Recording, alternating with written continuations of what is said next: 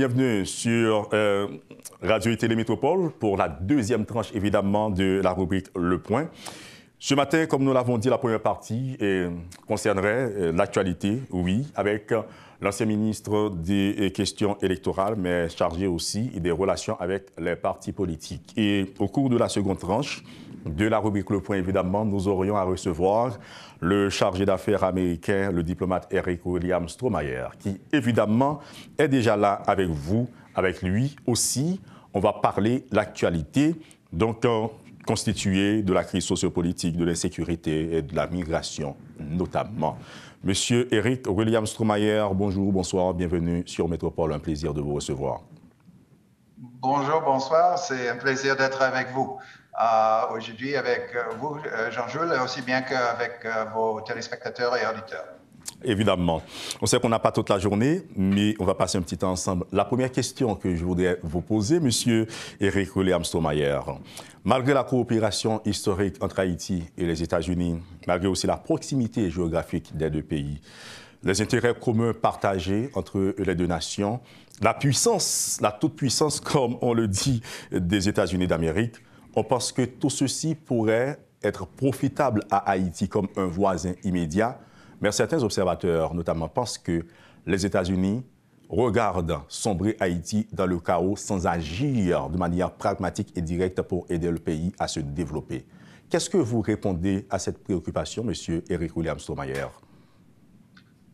Vu les réalités qu'on voit autour de nous et le fait que le peuple haïtien continue sans doute à souffrir avec les réalités que quotidiennement, il y a mes collègues d'AID, nos collègues à Binou qui nous signalent les réalités, les données que nous constatons tous. Néanmoins, ça c'est la réalité. La réalité reste que nous sommes le premier partenaire d'Haïti. Nos programmes continuent. On a des programmes très, très grands qui continuent sur le plan de santé, sur le plan humanitaire, mais aussi sur notre partenariat avec la PNH. Et c'est bien constaté à la niveau de mon gouvernement que le premier problème de la pays à l'instant, c'est l'insécurité.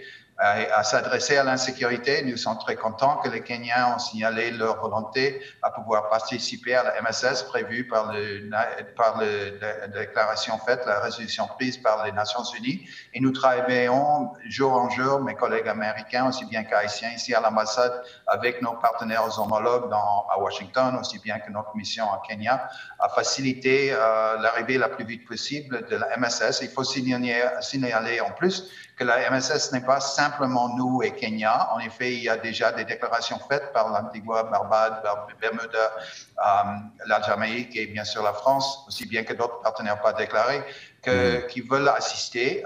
Et alors, nous bossons, nous ferons le meilleur travail que nous puissions pour faciliter l'arrivée de cette mission, pour qu'elle puisse s'adresser à ce premier problème du peuple haïtien, cette question de sécurité. Mais ça va main en main avec ce que nous disons depuis très, très longtemps, qu'il faut que ça va avec le progrès de la secteur civil, la société civile, les politiciens, les secteurs économiques, pour que nous puissions enfin avoir une voie à la haïtienne, à trouver les élections pour que la transition peut finir, comme à maintes reprises le gouvernement de transition a dit que c'est exactement ça qu'elle est. Elle veut qu'elle finisse son travail pour qu'elle puisse passer le bâton à un gouvernement élu.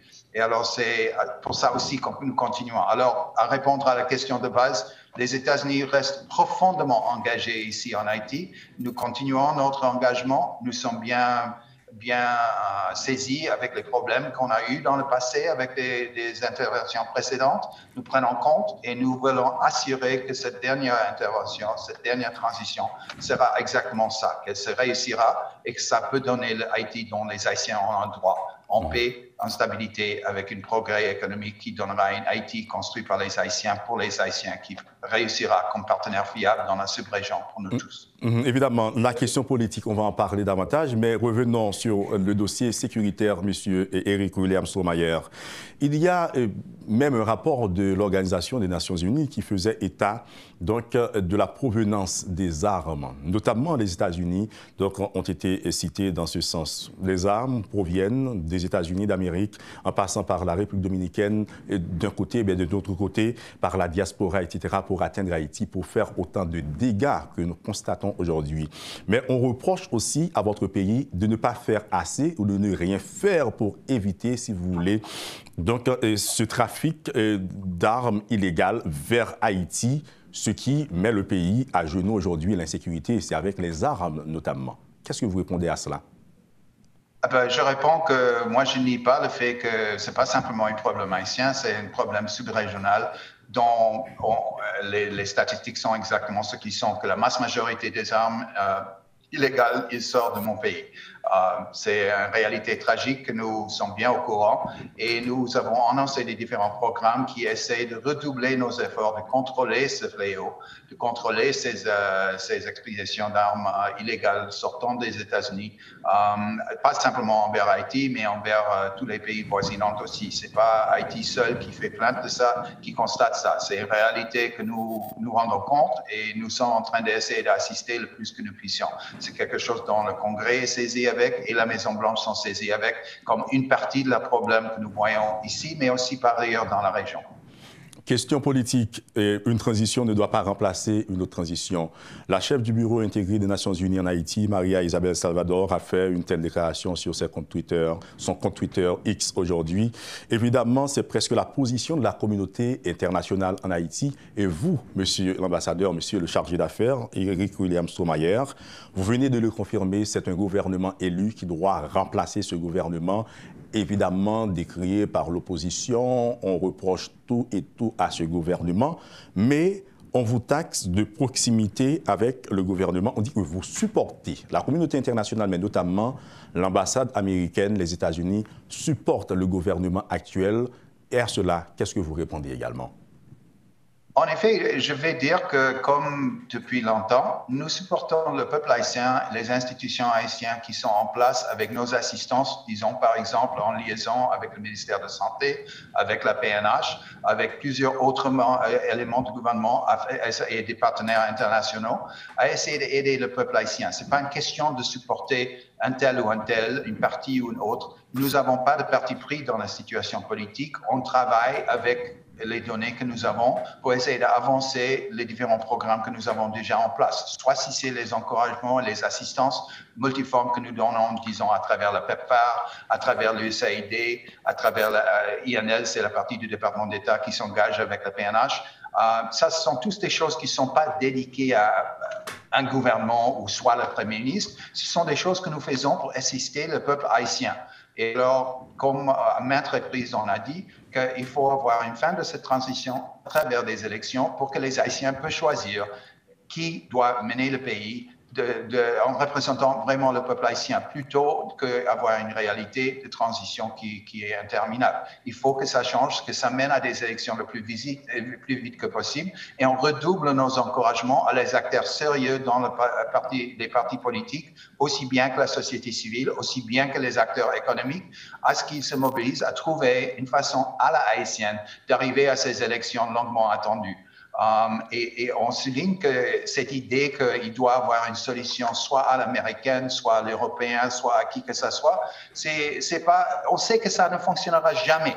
Et alors, c'est à moi et des autres partenaires internationaux d'être là pour que nous puissions épauler des avances, un processus à la haïtienne pour arriver à ces élections, et on encourage les partis à ce qu'ils redoublent leurs efforts à trouver une feuille de route valable qui peut mener le plus tôt que possible à ces élections, en même temps que nous mobilisons, comme c'est nécessaire, la sécurité pour que ces élections pourront être libres, valables et participatoires, pour que ça donne les résultats que tout le monde veut voir, pour que Haïti peut avancer et, comme on dit, qu'on puisse avoir la dernière transition. On va parler de la mission kenyane, mais une dernière petite question pour finir sur la question politique, M. Eric William Stromayer. L'opposition demande le départ du pouvoir en place, mais le pouvoir en place annonce des élections, évidemment sans donner une date précise donc dans le cadre de cette annonce. Est-ce que vous ne pensez pas qu'une élection avec le pouvoir actuel pourrait fragiliser le processus politique en Haïti, puisqu'il y a déjà une opposition face aux élections qui ne se réalise même pas encore, et en ce sens-là, est-ce que ça ne va pas décrédibiliser fragiliser même le pouvoir qui viendra après ou qui sortirait de ces élections? Eh bien, avoir des élections qui n'ont pas de participation, qui n'ont pas de validité dans les yeux du peuple haïtien n'aboutiront à rien. C'est pour ça que nous doublons notre encouragement à tous les partis pris à ce qu'ils participent, à ce qu'ils mobilisent, à voir les compromis, le jeu de la politique. Il n'y a pas de consensus complet aux États-Unis, au Canada, n'importe quel pays au monde. Il faut avoir une masse critique de personnes qui décident que oui, ils veulent avancer et qu'ils arrangent un système crédible pour qu'il y ait une participation du peuple haïtien, pour qu'ils choisissent qui va mener le pays dans l'avenir dont elle a droit. Pour que l'avenir d'Haïti peut être un Haïti construit par les Haïtiens, pour les Haïtiens, avec des bénéfices pour les Haïtiens, avoir le contrat social nécessaire avec une transition qui arrive à un gouvernement qui est un état de droit, de transparence et de bonne gouvernance. Tout ça est nécessaire et nous continuerons à être là pour assister dans le cas où ces partis prennent leurs responsabilités. Et il faut souligner que de tels progrès dans de tels sens, ça encouragera aussi le reste de la communauté internationale d'assister avec la MSS. Il faut que je le dise, mais je crois que ça va sans le dire. Dès qu'il y a de tels progrès crédibles, ce sont les choses qui renforceront la participation à la MSS et ça va renforcer d'elle-même les différents partis de cela. On va avoir 3 petits points pour finir, monsieur le diplomate Eric William Somaïa. D'abord, c'est la mission multinationale de soutien à la sécurité en Haïti. Donc, il y a le Kenya qui fait face à certains conflits internes, conflits politiques, conflits juridiques, dans le cadre du déploiement des premiers contingents kenyans sur le sol national. Évidemment, vous promettez votre appui au Kenya et à Haïti en ce sens. 600 millions de dollars, l'exigence faite par le Kenya pour se déployer en Haïti. Vous promettez environ 200 millions, environ 10 millions et ont été accordés. Le Parlement américain, évidemment, fait d'autres exigences. Il y a des gens qui penseraient que de telles sommes pourraient aider à développer la sécurité nationale en Haïti. C'est-à-dire, au lieu d'investir cette somme dans un autre pays, est-ce que vous ne pensez pas que cela pourrait aider à structurer les forces de l'ordre haïtiennes, notamment en matière de sécurité, la police nationale qui est opérationnelle, mais les forces armées d'Haïti aussi? Qu'est-ce que vous pensez donc de cela, aider la police nationale et les forces armées d'Haïti à se structurer au lieu d'aider un autre pays à venir sur le sol national? Nous avons depuis longue date des programmes qui augmentent à assister les différentes forces, à assister la PNH pour qu'elles avancent. L'histoire de la FAD est telle que pour le gouvernement américain, c'est très difficile. On a des limites légaux à ce qu'on peut faire. Mais ça ne veut pas dire qu'il n'y a pas des autres partenaires qui pourraient assister si on trouve que ferait par mesure en coopération avec les différents partenaires qui vont faire face avec la MSS pour qu'on décide en gros de pouvoir engager d'une façon ou une autre la FAD dans ce planning. Ça, c'est pas quelque chose que nous décidons. Ça doit être entre les différents partenaires prenants de la MSS. À votre question de pourquoi il y a de l'argent à des tiers partis, il faut dire, vous avez utilisé le terme exiger. Les Kenyans ne sont pas en train d'exiger quoi que ce soit. Ils sont en train de travailler avec nous et d'autres. Ils veulent avoir l'épaulement. Ils étaient très clairs qu'ils ne peuvent pas faire ce travail seuls. À faire des commentaires sur la situation, exactement comment ça va procéder pour eux, leur structure gouvernementale ou judiciaire, ça c'est pas à moi. Mais on a de confiance. Il y a récemment la déclaration du président kenyan disant qu'ils sont confirmés, qu'ils vont continuer à faire les nécessaires préparatifs pour qu'il vienne. Mais on veut être, nous et les autres partenaires internationaux, on veut être certains que toutes les conditions sont en place pour qu'on puisse éviter les sortes de catastrophes et des problèmes qu'on a vus dans le passé avec les tels déploiements, dont les Kenyans, nous et tous les autres partenaires sont très au courant et on est très sensibles de cela. Et on veut éviter qu'on ait des tels problèmes qu'on a vus dans le passé pour être certain qu'il y a une pleine comptabilité, des pleins contrôles en place pour que ça réussisse. Mais les réalités sont que simplement donner de l'argent, disons peut-être plus à la PNH ou autre chose, c'est évident que c'est pas comme ça que ça va résoudre. Il y a les limites de la PNH qui sont là. Nous renforçons nos assistances avec la PNH en direct. C'est pas une question de remplacer la PNH avec la MSS, c'est que la MSS sera là pour que la PNH est renforcée pour qu'elle puisse faire les avances que nous voulons tous voir, à donner la sécurité à travers le pays, dont les citoyens ont pleinement droit. Mais avec la capacité que la PNH en a, elle a les limites que nous constatons tous. Alors, c'est pour ça qu'il faut avoir une assistance qui viendra et des dépenses qui seront faites à la bien-être des Haïtiens, avec une espérance qu'avec ça, on pourrait mener à la situation dans laquelle il n'y aura plus besoin de cette force. Ça, c'est l'idée aussi. Ce n'est pas question de permanence, c'est une question d'arriver, de donner le rendement nécessaire pour qu'il y ait une avance qui peut aboutir à ce que nous voulons tous voir. Maintenant, alors, peut-être c'est la dernière question. Je sais que ça a filé, mais je crois qu'on a touché sur des points très sensibles. Alors, je comprends vraiment la dernière question, mais permettez que cette question a 2 ou 3 volets. Est-ce que vous avez une date pour le déploiement de la mission en Haïti de manière générale, mais des premiers contingents kenyans sur le sol national d'une part, et de l'autre, M. Eric Williams-Stromayer, la question migratoire, le programme Biden. Et on dit que vous recevez plusieurs dizaines de milliers d'Haïtiens dans le cadre du programme Humanitarian Payroll. Qu'est-ce que les États-Unis ont à en tirer? C'est-à-dire cette vague d'Haïtiens qui arrivent chez vous, que vous recevez, que vous accueillez, évidemment pour certains qui sont dans une situation particulière. À accueillir ces Haïtiens, quel est le bénéfice des États-Unis en ce sens, au-delà de l'humanitaire, vouloir faire à Haïti? Et je reprends l'autre élément de la question. Est-ce qu'il y a une date aujourd'hui pour le déploiement de la mission sur le sol national, vu donc la fragilité, la catastrophe auquel le pays fait face? Et voilà, comme vous l'avez dit, c'est la dernière question. La date pour la mission et le programme Biden.